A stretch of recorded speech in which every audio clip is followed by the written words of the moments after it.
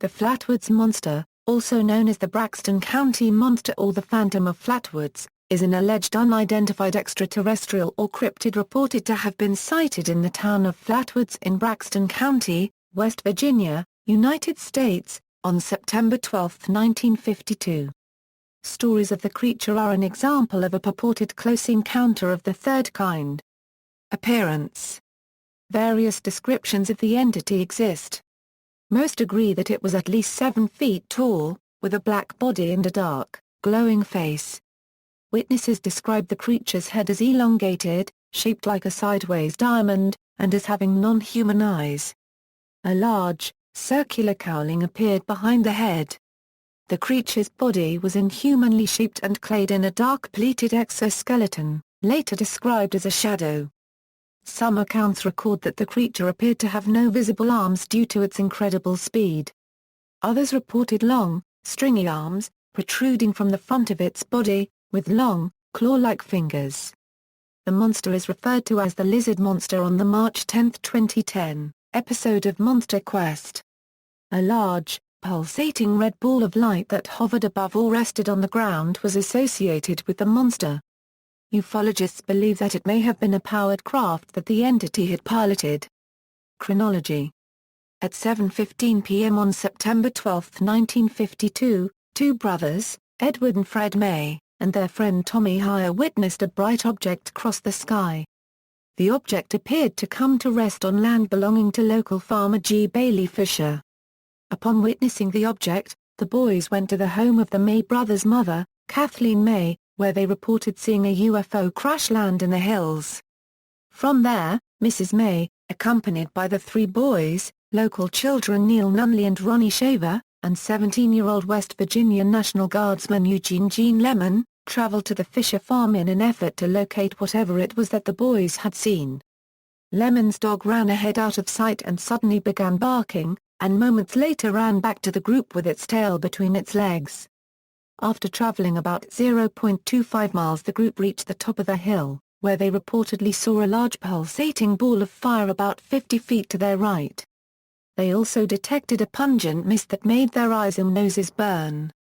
Lemon then noticed two small lights over to the left of the object, underneath a nearby oak tree, and directed his flashlight towards them, revealing the creature, which was reported to have emitted a shrill hissing noise before gliding towards them, changing direction and then heading off towards the red light.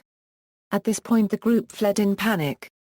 Upon returning home, Mrs. May contacted local Sheriff Robert Carr and Mr. A. Lee Stewart, co-owner of the Braxton Democrat, a local newspaper. Stewart conducted a number of interviews and returned to the site with Lemon later that night, where he reported that there was a sickening, burnt, metallic odor still prevailing. Sheriff Carr and his deputy Burnell Long searched the area separately, but reported finding no trace of the encounter other than the smell. Early the next morning, Stewart visited the site of the encounter for a second time and discovered two elongated tracks in the mud, as well as traces of a thick black liquid. He immediately reported them as being possible signs of a saucer landing, based on the premise that the area had not been subjected to vehicle traffic for at least a year. It was later revealed that the tracks were likely to have been those of a 1942 Chevrolet pickup truck driven by local Max Lockard, who had gone to the site to look for the creature some hours prior to Stewart's discovery. After the event, Mr. William and Donna Smith, investigators associated with Civilian Saucer Investigation, L.A., obtained a number of accounts from witnesses who claimed to have experienced a similar or related phenomena.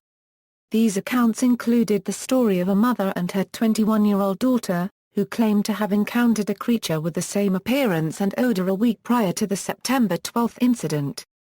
The encounter reportedly affected the daughter so badly that she was confined to Clarksburg Hospital for 3 weeks.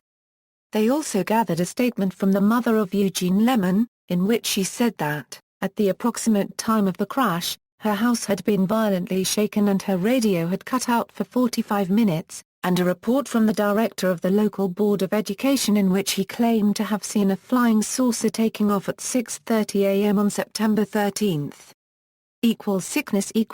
After encountering the creature, several members of the September 12 group reported suffering from similar symptoms, which persisted for some time and which they attributed to having been exposed to the mist emitted by the creature. The symptoms included irritation of the nose and swelling of the throat.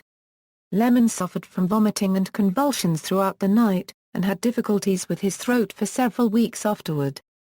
A doctor who treated several of the witnesses is reported to have described their symptoms as being similar to victims of mustard gas, though such symptoms are also commonly found in sufferers of hysteria, which can be brought on by exposure to a traumatic or shocking event.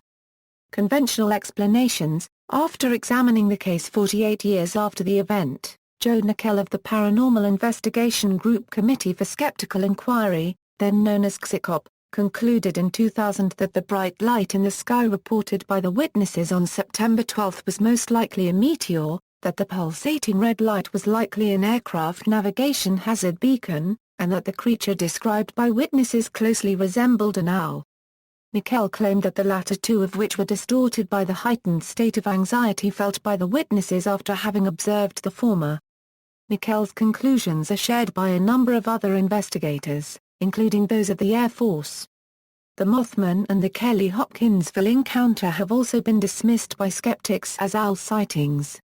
The night of the September 12 sighting, a meteor had been observed across 3 states Maryland, Pennsylvania and West Virginia and had been mistakenly reported as a flaming aircraft crashing into the side of a hill at Elk River, approximately 11 miles southwest of the location of the Flatwoods sighting.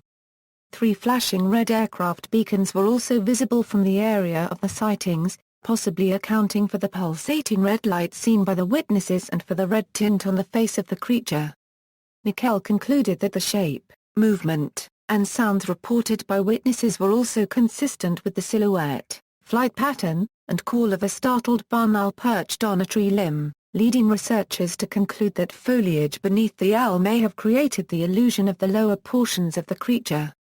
Researchers also concluded that the witnesses' inability to agree on whether the creature had arms, combined with Kathleen May's report of it having small, claw-like hands, which extended in front of it, also matched the description of a barn owl with its talons gripping a tree branch.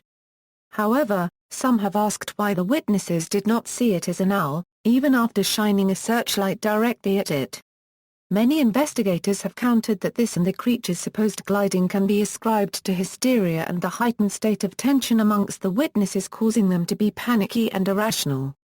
Alternative explanations included those put forward by the local media, that the September 12 group had witnessed the impact of a meteor which resulted in a man-shaped cloud of vapor, and those of Kathleen May and her sons.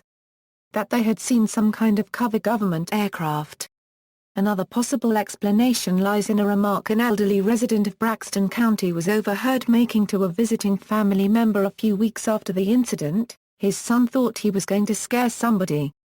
References in popular culture. Every year there is a festival in Flatwoods to celebrate the Green Monster.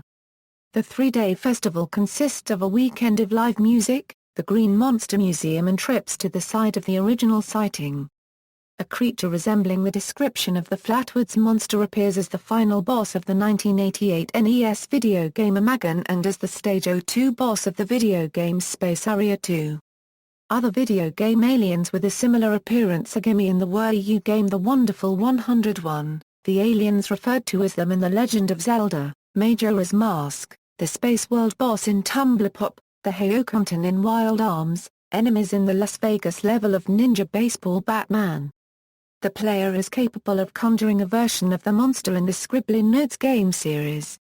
The Flatwoods Monster appears in the mystery apartment-looking Tomodachi Life. The monster is shown in Chapter 218 of the anime Shinryaku Ikamusume, where one character uses its picture to scare another. The Flatwoods Monster is the subject of the Argyle Julesby and the Roving Midnight song The Being.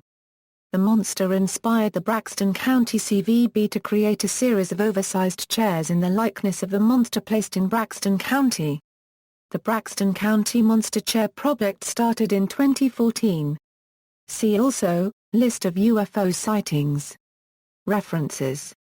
External links, Here There Be Monsters, Saturday Night Euphoria, Investigative Files, The Flatwoods UFO Monster, Skeptical Inquirer.